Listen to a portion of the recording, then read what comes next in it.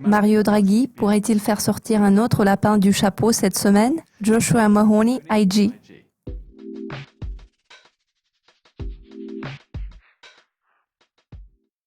Commençons par la Chine. Lundi, nous avons enregistré une nouvelle augmentation des prix immobiliers. La directrice générale du FMI, Christine Lagarde, a souligné que le degré d'anxiété autour du ralentissement économique dans le pays s'était quelque peu apaisé.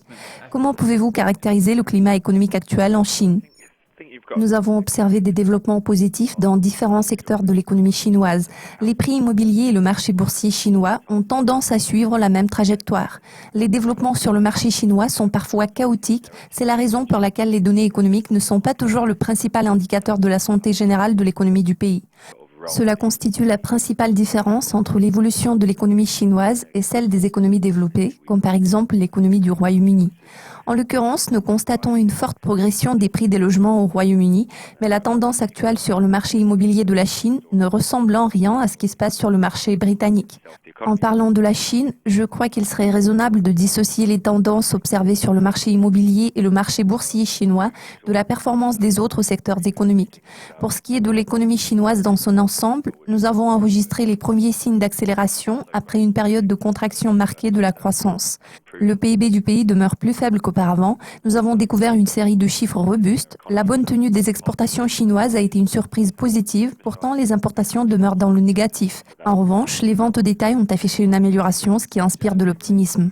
Cette semaine, nous découvrirons les données ZEW allemandes sur le climat économique. Ces chiffres sont censés afficher une forte croissance. Le ministre des Finances allemand est entré en conflit avec son homologue de la BCE, car Schäuble affirme que l'Allemagne ne peut pas résoudre la crise mondiale toute seule. À quels résultats pouvons-nous nous attendre du côté de l'Allemagne et de la BCE cette semaine?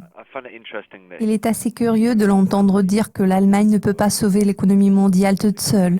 Il me semble que les gens ont trop d'espoir à l'égard de la politique monétaire de la BCE et son rôle dans la résolution des problèmes économiques de la zone euro. Il serait plus logique de miser sur la politique budgétaire.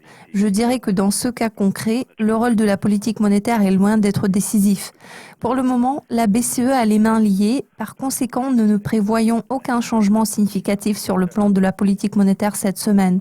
Pourtant, il se peut que Mario Draghi décide de faire sortir un autre lapin de son chapeau, car cela correspond à son style. Cette fois-ci, c'est son discours qui pourra refléter ces changements, mais Draghi lui-même n'est pas censé passer à l'action.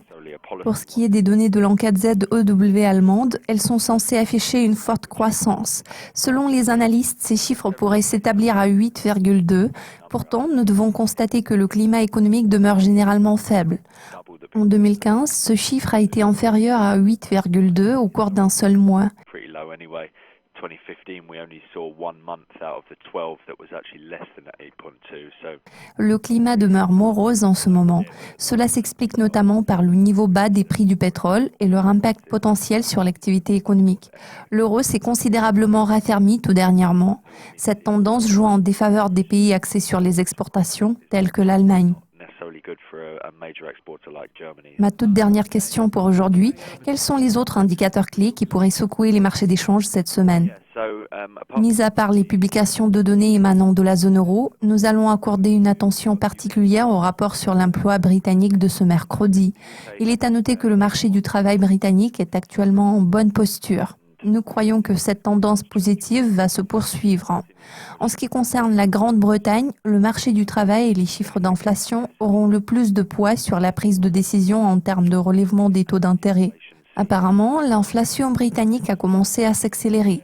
Si la performance du marché du travail demeure robuste, cela va stimuler les attentes d'une hausse de taux, ce qui va avoir un impact tangible sur l'économie.